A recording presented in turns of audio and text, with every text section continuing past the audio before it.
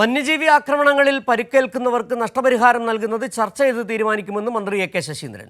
നിയമസഭാ ചോദ്യോത്തരവേളയിലാണ് മന്ത്രി ഇക്കാര്യം വ്യക്തമാക്കിയത്. കണ്ണൂർ ആറളത്ത് സർക്കാർ സാധ്യമായതെല്ലാം ചെയ്യുന്നുണ്ടെന്നും മന്ത്രി നിയമസഭയിൽ പറഞ്ഞു.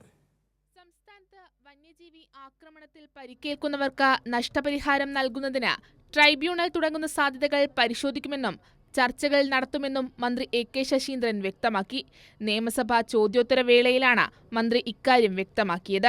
മോട്ടോർ ആക്സിഡന്റിന് ഒരു ട്രൈബ്യൂണൽ രൂപീകരിച്ച് പ്രവർത്തിക്കുന്നത് പോലെ വനം വകുപ്പിലും അങ്ങനെ ഒരു ട്രൈബ്യൂണൽ രൂപീകരിക്കുന്നതിനെക്കുറിച്ച് ആലോചിക്കുമോ എന്നാണ്.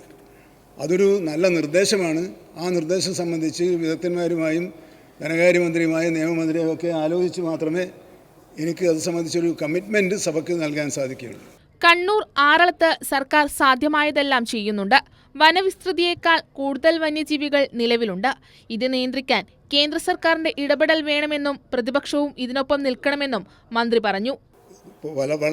സംരക്ഷിക്കാൻ കഴിയുന്നത്ര ഭൂമി വിസ്തൃതി ഇവിടെ കാര്യത്തിൽ ഒരു വ്യത്യാസമുണ്ട്.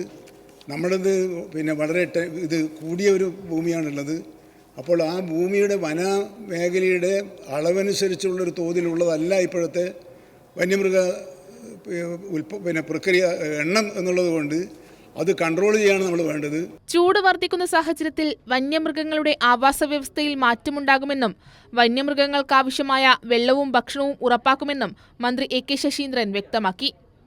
കൈരളി ന്യൂസ്, തിരുവനന്തപുരം.